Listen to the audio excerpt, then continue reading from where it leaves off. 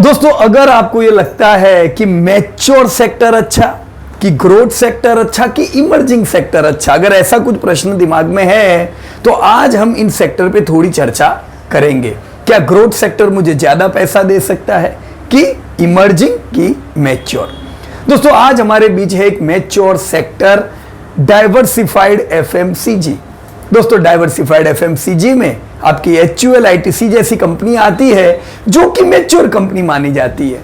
अगर कोई growth sector हो तो वहां पे जबरदस्त ग्रोथ की हम उम्मीद कर सकते हैं, प्रॉफिट की भी उम्मीद कर सकते हैं।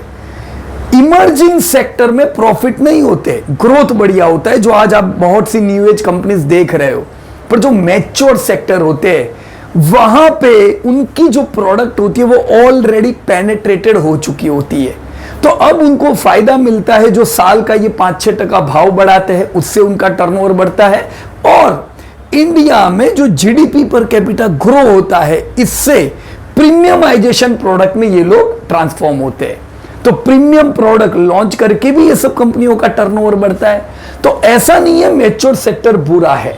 मैच्योर सेक्टर में आप इमर्जिंग या ग्रोथ जैसा सेल्स ग्रोथ उम्मीद करोगे तो गलत बात हो जाएगी, राइट? वैसे ही मैच्योर सेक्टर हमें कंसिस्टेंट प्रॉफिट, कंसिस्टेंट डिविडेंड देता है, जो हमें इमर्जिंग नहीं देगा।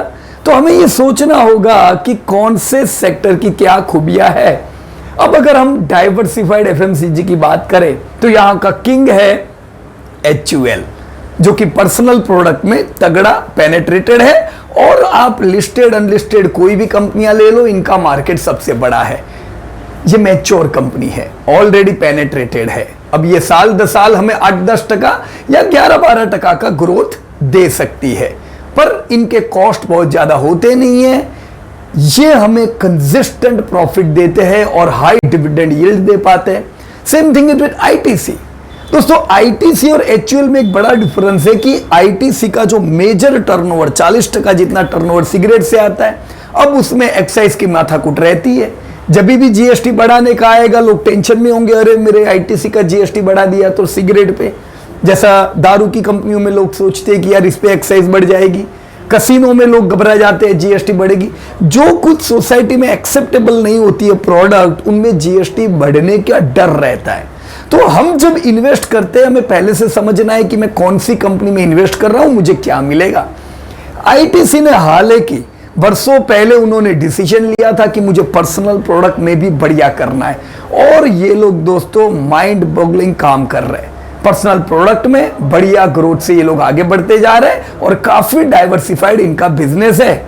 अभी भी सिगरेट इनको नीचे खींचता है, पर उसके साथ दूसरी प्रोडक्ट इनको ऊपर ले जाती है। तो अब हम दोस्तों हिंदुस्तान लीवर, ITC और दूसरी जो कुछ कंपनियां होगी, जैसे इंडियन मल्टीनेशनल भी है। अब इंडियन मल्टीनेशनल को हम मैच्योर कंपनियां नहीं बोल सकते FMCG में। यस, जरूर आपकी कॉलगेट, आपकी HUL, ये सब मैच्योर है, बरसों से ये लोग धंधा कर रहे हैं इंडिया में और मैच्योर हो चुके हैं। पर इंडियन कंपनी को इतना समय नहीं हुआ। इंडियन कंपनी 2 प्रकार से बढ़ती है, एक वो पेनेट्रेटेड होती जाती है, और दूसरा जैसे इंडिया की इनकम बढ़ रही है वो भी प्रीमियमाइजेशन पे आते हैं। और तीसरा मैं भूल गया, तीसरी एक चीज का भी फायदा इंडियन कंपनियों को होता है, और वो है इंटरनेशनल मार्केट का। जैसे कॉलगेट में हमें इंटरनेशनल मार्केट का फायदा नहीं होगा, ना ही HUL में होगा। पर जब हम इंडियन मरिको या गोदरेज कंज्यूमर जैसी प्रोडक्ट में इन्वेस्ट करते हैं, तो यहां पे हमें इंटरनेशनल मार्केट में जहां ये एक्सपांड करेंगे उसका भी लाभ होगा। So we can say Indian multinational companies are in growth phase. धंधा तगड़ा बढ़ेगा, प्रॉफिट भी बढ़िया आएगा। जो मल्टीनेशनल कंपनियां हैं FMCG में, those are in mature phase. Dividend yield high होगी। आप HUL की डिविडेंड को गोदरेज की डिविडेंड से कंपेयर नहीं कर सकते, राइट? क्योंकि दोनों का बिजनेस स्टाइल अलग है। अब हम डीपली ये पूरे सेक्टर का एनालिसिस करते हैं, डाइवर्सिफाइड FMCG का। कौन सी कंपनी अच्छी है, हम कौन सी कंपनी से क्या उम्मीद करें, डिटेल में हम HUL और ITC दोनों का ऑपरेशन करेंगे, जिससे क्लियर आइडिया रहे कि मेरे को अभी क्या एक्शन लेना चाहिए और भविष्य में इन कंपनियों से मुझे क्या उम्मीद करनी चाहिए इन the terms of price and in the terms of dividend. Right friends, चलिए दोस्तों हम लाइव देखते हैं। दोस्तों आज का सेशन आपको काम लग सकता है ये जानने के लिए कि कोई भी इंडस्ट्री बढ़ती कैसे है और कितने ग्रोथ की उम्मीद की जाए। हम ये सेशन से जानकारी ले पाएंगे कि कंपनी का सिलेक्शन कौन से बेस पे करना चाहिए जिसके आधार पे हमें लॉन्ग टर्म पैसा मिल सके और तगड़ा पैसा मिल सके। तीसरा, हम कंपनी के रिजल्ट एनालिसिस भी देखेंगे। पर ये शुरू करें उससे पहले मैं आपको बता दूं दोस्तों, यहां पे हम ग्रोथ सेक्टर नहीं ले रहे, हमने डाइवर्सिफाइड एफएमसीजी जो कि एक मैच्योर सेक्टर है वो लिया हुआ है।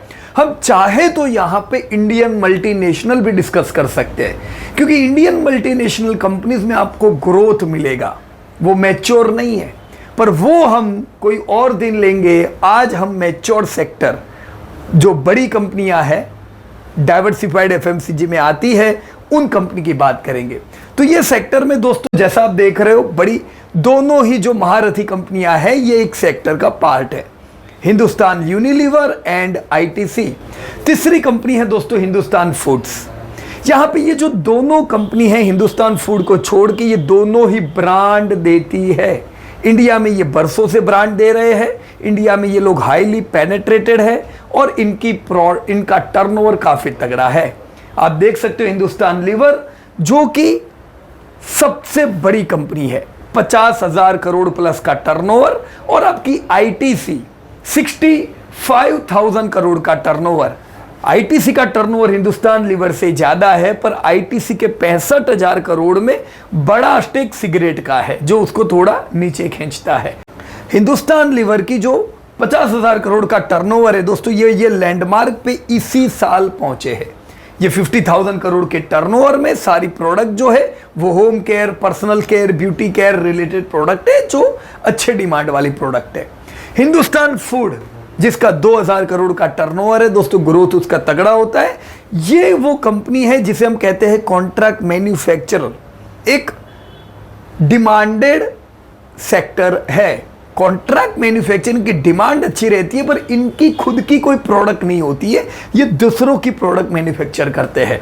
ये जो सेक्टर है ये भी अच्छा डिमांड में इसलिए रहता है क्योंकि जैसे प्रोडक्ट की डिमांड बढ़ती है कंपनियां कॉन्ट्रैक्ट देके मैन्युफैक्चर कराती है, पर इनकी खुद की ब्रांड नहीं होने की वजह से इनके मार्जिन हाईली श्रिंक कम रहते हैं। तो जो बड़ी ब्रांड हुई आपकी HUL और ITC।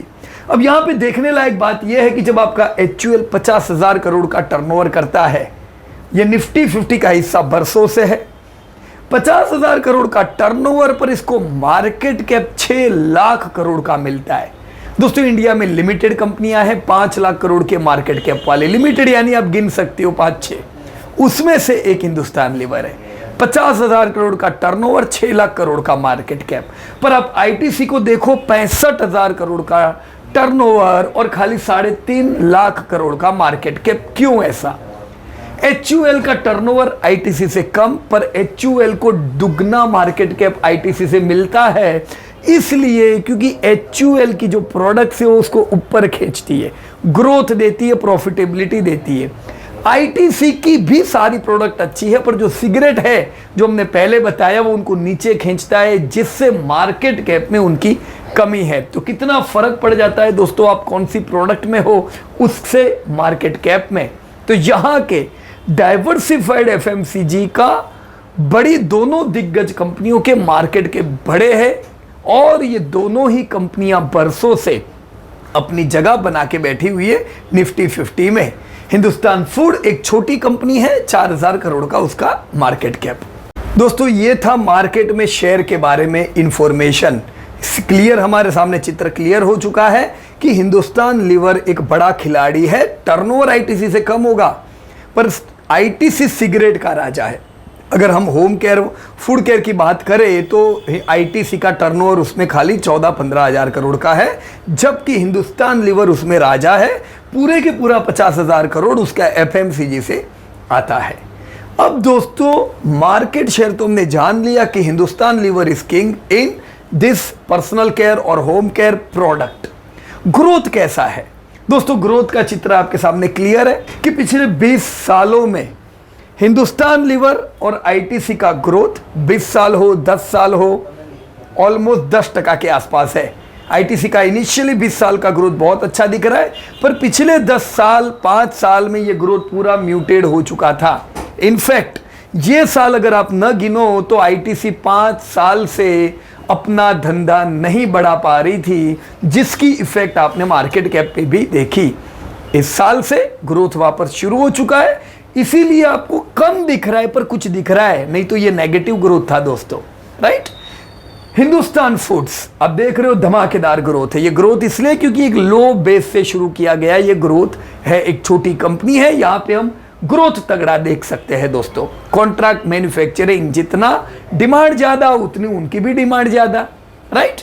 हम जब ये सेक्टर में इन्वेस्ट करेंगे तो ये डेटा को देख के पहले से प्रिपेयर रहने का कि हिंदुस्तान लीवर हो या आईटीसी हो, हम यहाँ पे 15-20% की ग्रोथ की उम्मीद नहीं रखेंगे जो आप डीमार्ट से रखते हो, जो आप दूसरी टीसीएस से रखते हो। ये ग्रोथ सेक्टर नहीं है, ये मैच्योर्ड सेक्टर है। यहाँ पे आप उम्मीद रख सकते हो 10 से 12% के ग्रोथ की, राइट।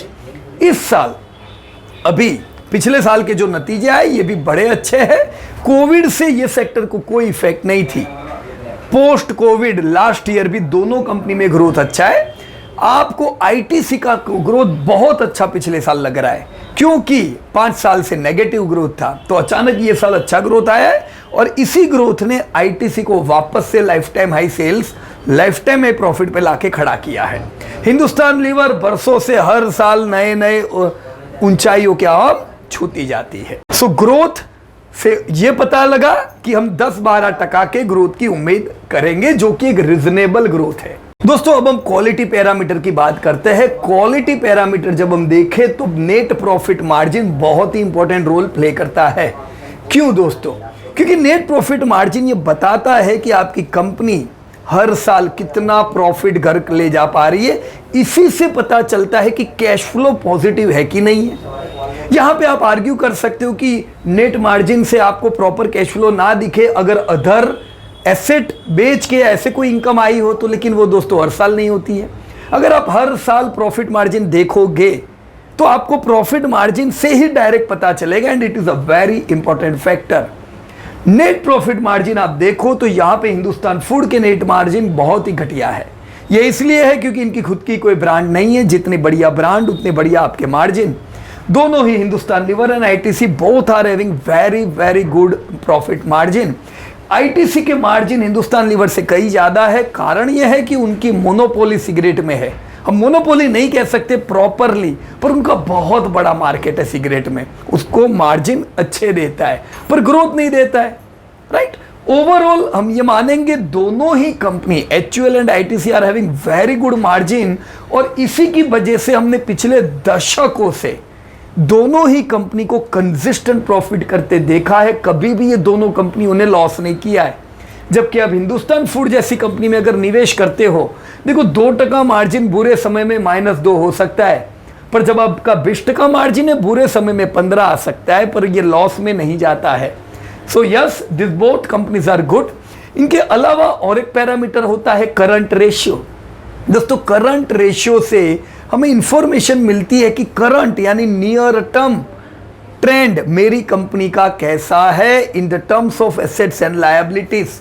दोस्तों कई कंपनियां होती है जो जिनको देने के पैसे ज्यादा होते उघराणी से ज्यादा, ये रिस्की चीज है। मेरे पास नियर टर्म में जो पैसे आने वाले हैं उससे ज्यादा मुझे देने होंगे तो मुझे फाइनेंशियल क्राइसिस, लिक्विडिटी क्रंच आ सकता है। तो करंट रेशियो जो आप देखते हो यहाँ पे तीनों कंपनी का, आईटीसी का तो बहुत ही अच्छा है, करीबन 3 टाइम्स लायबिलिटीज से एसेट ज्यादा है। So this is very good thing. Hindustan liver and Hindustan foods, all the 3 companies are having very good current ratio, कोई प्रकार की दिक्कत की बात नहीं है। And third is trade receivable. दोस्तों ट्रेड रिसीवेबल तीनों के 4% के आसपास है, तीनों के अच्छे हैं। ट्रेड रिसीवेबल यानी उघरानी जो हमारी मार्केट से आनी है, ये बहुत ज्यादा तो नहीं है सेल्स से, ऐसा नहीं है, it's comfortable. So quality parameter को ध्यान में रखेंगे तो हम कह सकते हैं Hindustan liver and ITC, this both are very good companies where we can expect consistence and long term profitability. अभी हम क्वालिटी का ही दूसरा एक पैरामीटर देखेंगे और वो है सॉल्वेंसी। दोस्तों सॉल्वेंसी यानी वो पैरामीटर होता है जो हमें लॉन्ग टर्म चित्र बताता है कोई भी कंपनी का, कि जो कंपनी में मैं निवेश कर रहा हूं ये लॉन्ग टर्म के लिए कैसी है, इनके फाइनेंशियल बुरे तो नहीं है। तो इसमें दोस्तों 3 पैरामीटर आते हैं सॉल्वेंसी में खास देखने वाले। एक है डेब्ट टू इक्विटी रेशियो। डेब्ट टू इक्विटी रेशियो यानी कंपनी की टोटल डेब्ट लॉन्ग टर्म शॉर्ट टर्म मिला के अगर मैं उसको टोटल इक्विटी से कंपेयर करूं तो वो कितनी है। दोस्तों 60 से नीचे की फिगर को कंफर्टेबल माना जाता है, राइट। तो जब हम डेब्ट टू इक्विटी रेशियो देखते हैं, HUL and ITC both of this companies are totally डेब्ट फ्री कंपनीज। ये दोनों में कोई चिंता नहीं है, इसीलिए कंसिस्टेंट प्रॉफिटेबिलिटी मिलती है। हिंदुस्तान फूड 107%, यानी इस कंपनी पे जो डेब्ट है ये टोटल इक्विटी जितनी ही है, जो बहुत ही अच्छी बात नहीं है दोस्तों, right. Who is comfortable? HUL and ITC। दूसरा पैरामीटर जो देखा जाता है दोस्तों वो है डेब्ट रेशियो। डेब्ट रेशियो यानी डेब्ट में भूल जाओ, सब टोटल एसेट टोटल लायबिलिटी के मुकाबले कैसी है। इन केस में भी अगर हम देखें, दोनों ही कंपनी HUL एंड ITC के डेब्ट रेशियो यानी टोटल लायबिलिटी चाहे वो कोई भी हो, एसेट के मुकाबले कुछ भी नहीं है, highly comfortable. Again in the case of Hindustan foods डेब्ट रेशियो इज नॉट कंफर्टेबल। ये पैरामीटर दोस्तों, मैं ये नहीं कहता बुरी कंपनी है, पर ऐसी बहुत सी कंपनी हमने देखी है जिनकी ये अच्छे नहीं थे और फिर फ्यूचर में जब कभी कोई बुरा समय आता है तो प्रॉब्लम में आती है। रुचि सोया आपको पता ही है कि कितना बढ़िया टर्नओवर था उनका जमाने से, पर उनके ये रेशियो अच्छे नहीं थे। जब बुरा समय आया देखो वो लोग डेब्ट पे नहीं कर पाए, तो हम लोग फंसते हैं फिर, राइट। मैं पुरानी रुचि सोया बात कर रहा हूं, नहीं, ऐसे कई उदाहरण है, जरूरी नहीं आप फंसो, लेकिन हम क्यों कॉम्प्रोमाइज करें इन द टर्म्स ऑफ सॉल्वेंसी। तीसरा है दोस्तों डेब्ट पेइंग कैपेसिटी। अब डेब्ट है ही नहीं तो डेब्ट पेइंग कैपेसिटी क्या। पर डेब्ट पेइंग कैपेसिटी जब देखते हैं तो ये डेब्ट एंड लीज पेइंग कैपेसिटी होती है। देखो बहुत सी कंपनी क्या करती है, डेब्ट नहीं लेती है। कुछ कंपनी क्या करेगी, उनको कोई प्लांट लेना है, राइट, तो वो हो सकता है लोन से ले तो उन पे लोन बढ़ जाती है। कुछ कंपनियां लीज पे जमीन लेके प्लांट लेती है तो वो शेयर होती है, वो आपका डेब्ट रेशियो मेंटेन रखती है। लेकिन जो लीज पे पेमेंट उन्होंने जगह ली उसका लीज तो पेमेंट पे करना पड़ेगा ना। तो डेब्ट पेइंग कैपेसिटी मतलब समझे डेब्ट एंड लीज पेइंग कैपेसिटी अच्छा रेशियो है। ये भी आप देखो both HUL and ITC are extremely comfortable, but Hindustan foods का डेब्ट और लीज पेइंग कैपेसिटी अच्छी नहीं है। तो इन पैरामीटर को ध्यान में रख के हम ये मान सकते हैं ग्रोथ किधर मिलेगा, हिंदुस्तान फूड में। वो आपको ये 2 कंपनी में नहीं मिलेगा। पर एज अ रिटायर पर्सन अगर मैं कंफर्टेबल रहना चाहता हूं, मेरे पैसे भी बढ़े और मुझे कंसिस्टेंसी मिले, तो वो मुझे मिलेगी HUL या ITC में। ये दोनों ही कंपनी के क्वालिटी पैरामीटर्स एक्स्ट्रा ऑर्डिनरी है, राइट। इन पैरामीटर के हिसाब से दोस्तों हम 100% कह सकते हैं कि अगर मेरा HUL या ITC में निवेश है, लॉन्ग टर्म वेल्थ क्रिएट हो सकती है। भले तेजी से नहीं बढ़ेगी, मुझे 20% ग्रोथ नहीं मिलेगा, पर 10-12% मिलेगा, कंसिस्टेंट मिलेगा, मैच्योर इंडस्ट्री है, डिविडेंड यील्ड टॉप पे रहेगी, राइट। ये डेटा के आधार पे हम कंपनी सिलेक्ट कर सकते हैं। इनके बाद एक रेशियो होते हैं प्रॉफिटेबिलिटी रेशियो। प्रॉफिटेबिलिटी रेशियो को देख के कंपनी नहीं लेनी चाहिए, पर ये उम्मीद करना चाहिए कि मेरी कंपनी अगर ग्रोथ वाली है, क्वालिटी वाली है, तो मेरे प्रॉफिटेबिलिटी रेशियो अच्छे ही होंगे। तो प्रॉफिटेबिलिटी रेशियो में कौन से आते हैं? एक आता है दोस्तों रिटर्न ऑन इक्विटी। दोस्तों रिटर्न ऑन इक्विटी यानी कंपनी के पास जो टोटल इक्विटी है, अब तक के प्रॉफिट से एक्यूमुलेटेड इक्विटी, वो इक्विटी के मुकाबले कंपनी कितना प्रॉफिट करती है। अब दोनों ही कंपनी देख लो दोस्तों, 20% प्लस रिटर्न ऑन इक्विटी है, इसीलिए आपको दोनों में ही हाई डिविडेंड यील्ड मिलती है। दोस्तों कई लोग बरसों से कंप्लेन कर रहे थे कि ITC नहीं कमा के दे रही है, पर उनको डिविडेंड 10% जितना आ रहा था, तो डेट वाज ग्रेट। पर वो उनको समझने की कोशिश करनी चाहिए कि जरूरी नहीं है प्राइस में ही अप्रिशिएशन मिले, मेरे को दोनों चीजें देखनी है। यहां पे return on equity 20% means both company are doing good. Hindustan food का ROI अच्छा है, राइट, पर ये दोनों के मुकाबले नहीं आ सकता है। That is growth company and these are the mature companies. Return on equity के अलावा और एक पैरामीटर आता है रिटर्न ऑन एसेट्स। देखो इक्विटी तो जो कंपनी की इक्विटी है उस पे है, पर एसेट्स यानी टोटल एसेट भी देखे तो भी ये 2 कंपनी अव्वल आती है इन पैरामीटर में, हिंदुस्तान फूड्स एवरेज आती है। दूसरा पैरामीटर है return on paid up equity. Return on paid up equity यानी कंपनी ने जो निवेश किया हुआ है, कंपनी ने जो निवेश किया हुआ है उसके मुकाबले कितना प्रॉफिट करती है, यानी पुराने स्टेक होल्डरों ने जब कंपनी बनाई थी तब क्या पैसा लगाया। अब ये केस में दोस्तों HUL and ITC both are too much old companies, बहुत पहले से ये दोनों कंपनियां हैं। वो जमाने में बिजनेस लगाने में कम पैसा लगता था, आज अगर आप उनके मुकाबले कंपनी डाल रहे हो ज़्यादा पैसा लगेगा। तो return on paid up equity दोनों की हाईली अट्रैक्टिव है। हिंदुस्तान फूड उनके सामने इसलिए नहीं आ सकता है क्योंकि वो 2-3 दशक पुरानी कंपनी हुई और ये दोनों कंपनियों को तो जमाना हो गया है। तो हाईली अट्रैक्टिव, वेल्थ क्रिएट जबरदस्त की है जो भी स्टेक होल्डरों ने बरसों से पैसा डाला है। इनके अलावा आप कैसे चेक करते हो प्रॉफिटेबिलिटी? प्राइस एप्रिसिएशन से। दोस्तों आप देख सकते हो हिंदुस्तान लीवर इस केस में जबरदस्त है। पिछले 20 सालों में भी उन्होंने 13% कगार से रिटर्न दिए जो कि बहुत ही अट्रैक्टिव है। 10 साल के भी रिटर्न अच्छे, 5 साल के भी अच्छे, ये साल के भी अच्छे। ITC अगर हम देखें 20 साल के रिटर्न उनके अच्छे, पर 10 साल के उनके एफडी जितनी ही है, not so much good return in the terms of appreciation. Yes, ये समय पे भी डिविडेंड यील्ड हाई रहा है पर प्राइस एप्रिसिएशन इतना नहीं है। इस साल आप देखते हो ITC ने तगड़े रिटर्न दिए जब पूरा बाजार नीचे जा रहा है। ऐसा इसलिए है क्योंकि उनके रिटर्न 5 साल से तो नेगेटिव थे, तो अभी इस साल बढ़ा तो भी वो लो बेस की वजह से अच्छे रिटर्न दिखते हैं, जबकि हिंदुस्तान लीवर में ऐसा नहीं है, राइट।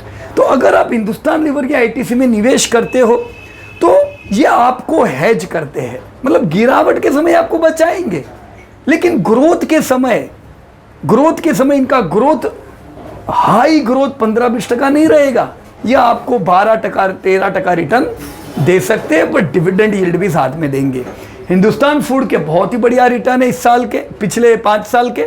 ये साल आप देख सकते हो उसने नेगेटिव रिटर्न दिए। तो यही मैं वॉलेटिलिटी बोलता हूं आपको, तैयार रहने का। वो इनके जैसी कंपनी नहीं है, तो इनके बीटा हाई होते हैं, गिरावट के समय ये बहुत गिरते, चलने के समय पे चलते भी है। तो ओवरऑल अल्फा हमें इतना अच्छा नहीं मिलता है, जबकि ऐसी कंपनियों में हम बचे हुए रहते गिरावट में। कैसी? ITC या HUL जैसी कंपनियों में। ITC में बुरी बात थी ग्रोथ नहीं था, तो उसका फिर भी कम ग्रोथ है। HUL देखो एकदम तगड़ा है। एंड प्रॉफिटेबिलिटी की आखिरी चीज डिविडेंड। दोस्तों डिविडेंड तो इन्होंने एकदम तगड़े दिए हैं। मैं ये कह सकता हूं आपने जितने इन्वेस्ट किए उतना तो ये आपको हर साल रिफंड दे रहे। आपने लगाया उतना पैसा तो कब का आपका बाहर आ गया है, अभी जो पैसा पड़ा है वो फ्री का है। यही चीज होती है। आज आप जो कंपनियों में डाल रहे हो ये भी कल ग्रोथ फेस, मैच्योर फेस में होगी, तब ऐसा ही रिटर्न वहां पे भी मिलेगा। एप्रिसिएशन भी बढ़िया हो गया होगा, डिविडेंड यील्ड आपको बहुत ही अच्छी मिलेगी, राइट। सो इसीलिए बढ़िया कंपनी में रहो। जिंदगी भर एक बार हमने पैसा लगाया है, फिर हम वैकेशन पे निकल जाए, जिंदगी भर पैसा मिलता ही रहना चाहिए।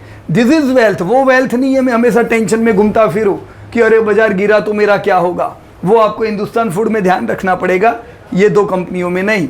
So dividend yield extra ordinary. देखो हिंदुस्तान फूड के रिटर्न अच्छे, डिविडेंड अंडा देता है 0, तो मेरे को कैश बेनिफिट कुछ नहीं होता है, राइट। इट्स ऑल राइट, वो ना दे तो कोई दिक्कत नहीं है, लेकिन प्रॉफिटेबिलिटी भी खाली 2% है, वो इतना अच्छा नहीं है, राइट।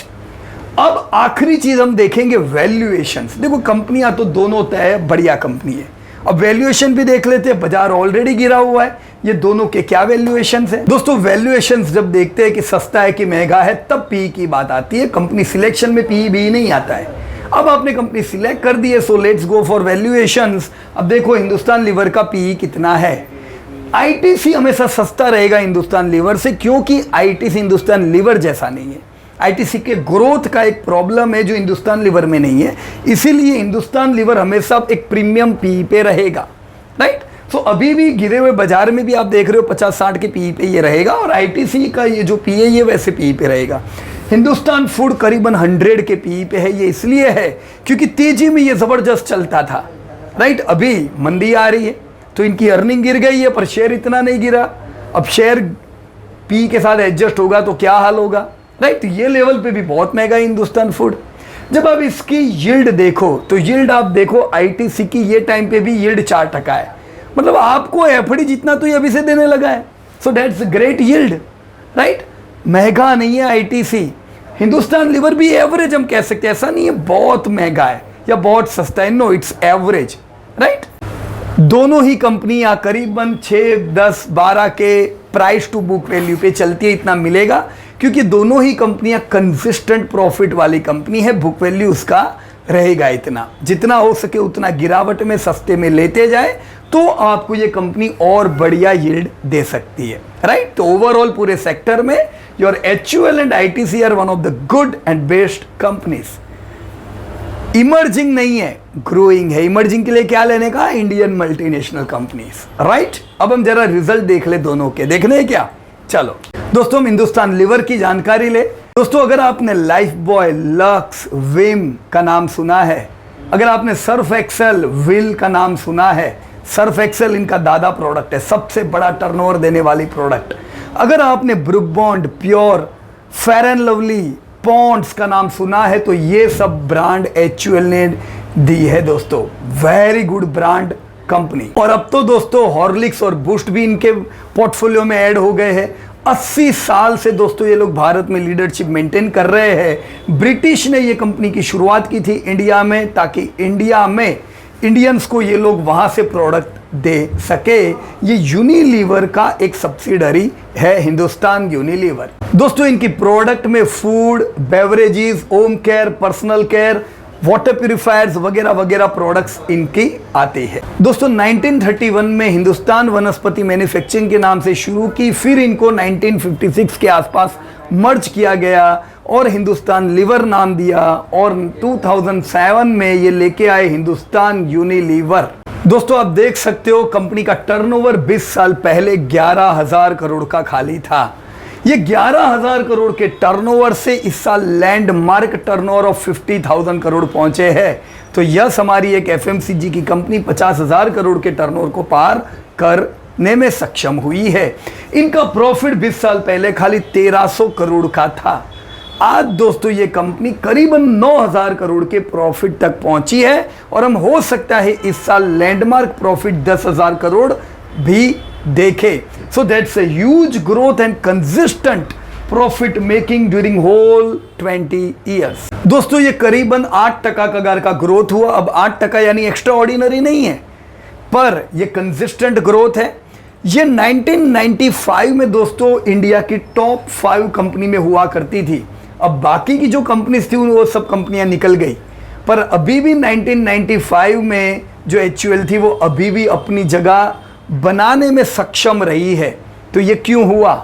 दूसरी जो कंपनियां थी वो इनसे आगे इसलिए निकली क्योंकि वो सब 20% के कगार से ग्रोथ करती थी, जैसे HDFC बैंक हो, आपकी रिलायंस हो, राइट। तो उन्होंने ग्रोथ बढ़िया किया। हिंदुस्तान लीवर ने भी ग्रोथ किया है, पर उतना नहीं जितने उन लोगों ने किया। इससे वो कंपनी आगे निकल गई, पर ये अपनी जगह बनाने में अभी भी सक्षम रही है। यस दोस्तों, टॉप क्वालिटी कंपनी है, कंसिस्टेंट प्रॉफिट किया, और अपने इन्वेस्टरों को इन्होंने करीबन 15% कगार रिटर्न दिए along with high dividend yield. ये अपने प्रॉफिट का 80% से ज्यादा हिस्सा डिविडेंड में डिस्ट्रीब्यूट कर देती है। एक डेब्ट फ्री कंपनी।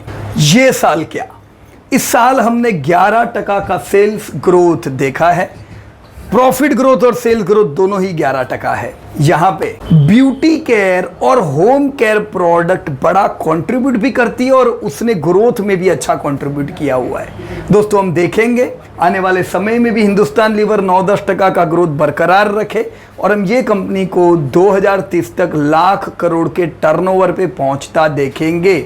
ये 25,000 करोड़ के प्रॉफिट पे 2035 तक पहुंच सकती है। अगर ये होता है तो अगेन इन्वेस्टर्स को कंसिस्टेंट प्रॉफिट मिलता है और आपका पैसा भी तगड़ा बढ़ेगा, राइट। दोस्तों ये जो समय है अभी, ये हाईली चैलेंजिंग समय है, जहां पे इन्फ्लेशन हाई हो रहे, तो इनके भी रॉ मटेरियल के दाम बढ़ते हैं, इनके भी मार्जिन गिरते हैं। तो ये चैलेंजिंग समय में already Hindustan Lever correction mode में है। हम इसे 2600 से 2000 की रेंज में एक्यूमुलेट कर सकते, SIP कर सकते। मुझे उम्मीद है अगले साल तक आपको ये 3200 पे बेचने को मिलना चाहिए। हमारा टारगेट वो 3200 नहीं है, वो 5% प्रॉफिट बुकिंग करेंगे। बाकी अगर ये शेयर को लेके हम भूल जाते हैं, जिंदगी भर की कंसिस्टेंट प्रॉफिटेबिलिटी हमको मिलनी है। दोस्तों 67% हिस्सा प्रमोटर यूनिलीवर का है, और 20% में FII म्यूचुअल फंड इंश्योरेंस अपनी जगह बना के बैठे हुए, और ये छोड़ेंगे नहीं। So this was about HUL. इसको कोई टिप मत समझिएगा, मैं डिस्क्लोजर बता दूं, मैं कह रहा हूं लेने का जरूर नहीं है, आप अपने हिसाब से स्टडी करो। If you think it's good, yes you can definitely buy, right. अब दोस्तों हम आईटीसी भी देख लेते हैं, उसके भी नतीजे देखे हम कैसे आए हैं, right. So ITC since 1910 succeeding Wills during the British empire. दोस्तों आज ये कंपनी 26,000 करोड़ की धुआं बेचती है, सिगरेट बेचती है, कैपेबल है 60% टर्नओवर अब दूसरी प्रोडक्ट में से भी लाने में। आईटीसी यानी इंडियन टोबैको कंपनी, तो इनका तो काम वही सिगरेट टोबैको का ही हुआ, पर ये 60% टर्नओवर अब दूसरी जगह से भी ला रही है दोस्तों। दूसरी जगह यानी FMCG, hotels, packaging, paper etcetera. दोस्तों जनरली हमने देखे हैं कि सिगरेट पे टैक्स, एक्साइज ड्यूटी बढ़ती रहती है, जिसके कारण इनका टर्नओवर भी अफेक्ट हुआ है। फिर भी दोस्तों 20 साल पहले जो इनका टर्नओवर खाली 4,000 करोड़ का था, आप देख सकते हो दोस्तों आज वो टर्नओवर 4,000 से बढ़ के 65,000 करोड़ का हो चुका है। इवन जो प्रॉफिट आज इनके 15,000 करोड़ पहुंच चुके हैं।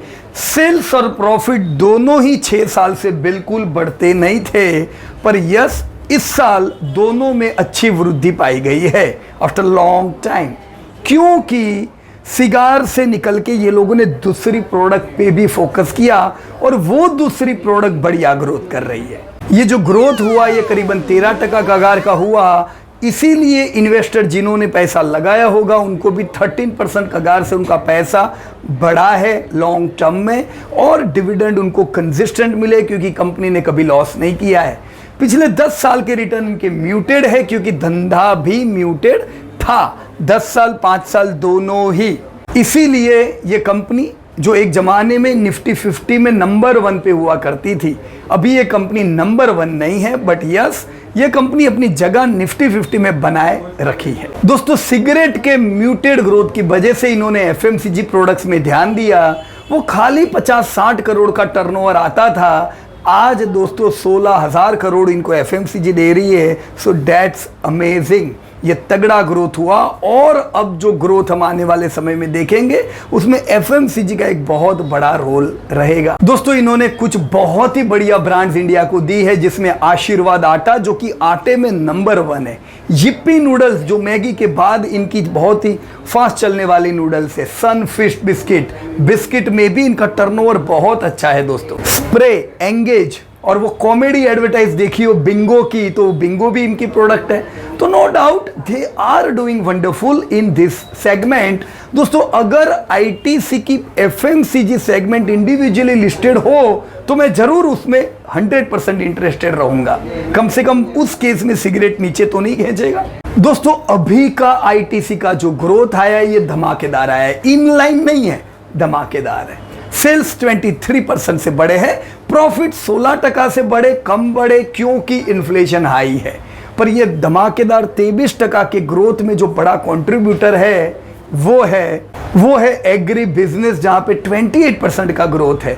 Wheat, rice, tobacco, leaf, wheat, rice, leaf, tobacco के एक्सपोर्ट से इनको बढ़िया ग्रोथ मिला है। दोस्तों सिगरेट का भी ग्रोथ 16% बुरा नहीं है, ये प्री पेंडेमिक लेवल पे सिगरेट पहुंच चुकी है। एफएमसीजी थोड़ा धीमा रहा, 9% से बढ़ा। होटल ने वापस से कमाल दिखाना चालू कर दिया है। दोस्तों आईटीसी की जो होटल्स है वो एक बहुत ही बढ़िया ब्रांड्स में उनका नाम आता है। पेंडेमिक में बुरा हाल था, पर अगेन वो लोग वापस प्री पेंडेमिक लेवल पे पहुंच रहे हैं। दोस्तों 9 नई प्रॉपर्टीज भी इन्होंने इनफैक्ट ऐड की है, भुवनेश्वर, गंतूर, अहमदाबाद, कतरा, चेल वगैरह वगैरह। दोस्तों होटल में तो इनकी कमाल का बिजनेस है, लेकिन हम अभी आने वाले समय में उसको अच्छा ग्रोथ होता हुआ देखेंगे। पेंडेमिक में अफेक्टेड था तो इसमें क्या बुरी बात है, कौन सी होटल का धंधा अच्छा चल रहा था। दोस्तों स्कूलें भी खुल चुकी है, तो आप जानते हो उनकी बहुत ही बढ़िया बुक्स और पेपर्स आते हैं, तो वहां पे भी टर्नओवर बढ़ रहा है। पैकेजिंग ऑलरेडी ग्रोथ कर रहा है। सो वाइड वेज पे आप देखो तो आईटीसी का ग्रोथ अच्छा रहना चाहिए। सिगरेट 40% है, जिससे उम्मीद हम 9-12% के ग्रोथ की रखते हैं। दोस्तों आपको ध्यान ही होगा कि हमने लास्ट क्वार्टर भी ये रिकमेंड किया था और बताया था दुनिया भर को मीम बनाने दो आईटीसी पे, नेगेटिव बोलने दो, फंडामेंटल सुधरते जा रहे हैं, आप धमाका देखोगे। देखो 185 का ये रिकमेंडेशन और अभी आपका शेयर दौड़ रहा है दोस्तों। मुझे लगता है लाइफ टाइम हाई धंधे है, लाइफ टाइम हाई प्रॉफिट है, भाव नहीं है अभी, पर हम भाव भी लाइफ टाइम हाई देखेंगे। 320 रुपए का टारगेट तो मैं इसी साल का रखता हूं। बाय करना चाहिए दोस्तों हमें 230 से 185 के आसपास की रेंज में। यस, अगर मैं बाय करता हूं दोस्तों, मैं उम्मीद करूंगा ये लाख करोड़ का टर्नओवर तो 2027 तक आ जाएगा। मुझे 9 से 12% की रेंज में ग्रोथ मिलेगा, सेल्स ग्रोथ, और प्रॉफिटेबिलिटी तो इनकी बढ़िया ही है, मुझे कंसिस्टेंट डिविडेंड मिलेंगे। सो दोस्तों, this was for ITC and HUL and overall we have discussed diversified FMCG sector. दोस्तों, बाय करने से पहले हमें शांति से सेक्टर पता चलना चाहिए कि इधर ग्रोथ मिलेगा कि नहीं। अगर ग्रोथ मिलेगा दोस्तों, क्वालिटी पैरामीटर्स के हिसाब से कंपनी सिलेक्ट करो, फिर शांति रखो। जब भी फॉल मिलता है अपॉर्चुनिटी लो। दोस्तों, इस चीज़ों को अगर हम ध्यान में रखेंगे डेफिनेटली ज़बरदस्त वेल्थ क्रिएट करेंगे। मैं आप लोगों से जानना चाहता हूं दोस्तों, आपकी फेवरेट एफएमसीजी की कंपनी कौन सी है, मुझे कमेंट में जरूर बताइएगा। Thank you very much and best of luck to all my beloved investors. Jai Hind दोस्तों।